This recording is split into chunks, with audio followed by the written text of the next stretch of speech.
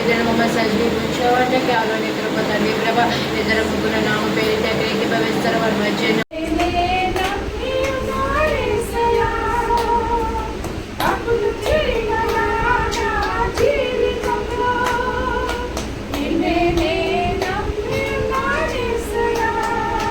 ప్రస్తుతించగా స్వరమెత్తి పాడి నీ మహిమ కార్యములను ప్రతి స్థలమందు ప్రకటించగా సర్వ సృష్టిలోని జీవరాశులంత నీదు మహిమనే ప్రస్తుతించగా స్వరమెత్తి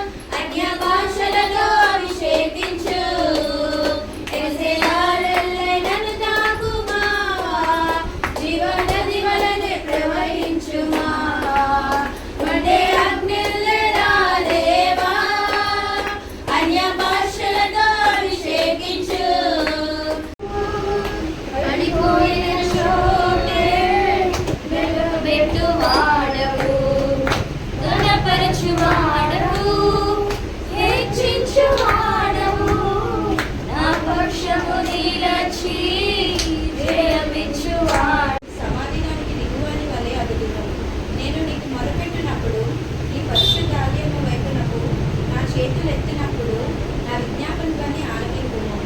భక్తిహీనులు పాపం చేయవారిని నీవు లాగివేయినట్టు నన్ను లాగివేయకుము. వారు దుష్టాలోచన హృదయంలో నిలుచుకొని తమ పొరుగు వారితో సమాధానంగా మాట్లాడుదురు. వారి క్రియలను బట్టి వారి దుష్క్రియలను బట్టి వారికి ప్రతికారము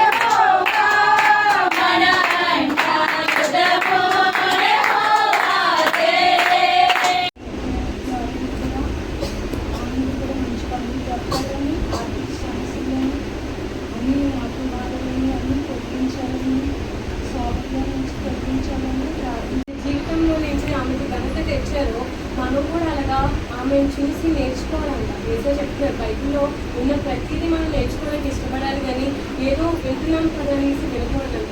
దేవుడు ప్రతి ఒక్కరితో మాట్లాడుతున్నారు కాబట్టి. అయితే ఈ యొక్క సెకండ్ కింగ్స్ 2వ రాజులు 34:22 ఉంటాయి.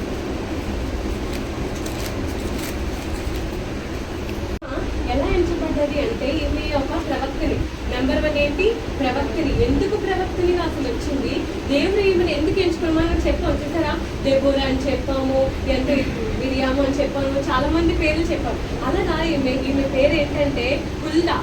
హుల్దా అనేది స్త్రీ ఏంటంటే ఎంతో చక్కగా ఈమె కోసం చూసుకుంటే ఈమె కోసం చిన్నగా రాయొచ్చు. ఇప్పుడు చిన్నగా ఉన్నా పెద్దగా ఉన్నదని కాదు, మనం మారగలగాలి కదా. ఏదైనా మనం మారితే కదా. ఇప్పుడు అన్నం తింటాం, అన్నం తింటే మన కడుపు నిండితేనే కదా సంతృప్తిగా ఉంటుంది. కడుపు నిండకపోతే ఎలా ఉంటుంది అనే గిల్టీ ఫీలింగ్ వస్తుంది. అంటే ఏంటి, ఇంకా తింటే బాగుండు, లేకపోతే ఏంటి నాకు ఇలాగా అయిపోయింది, సంతృప్తిగా తినలేకపోతున్నానని వస్తుంది. అంతేనా కదా.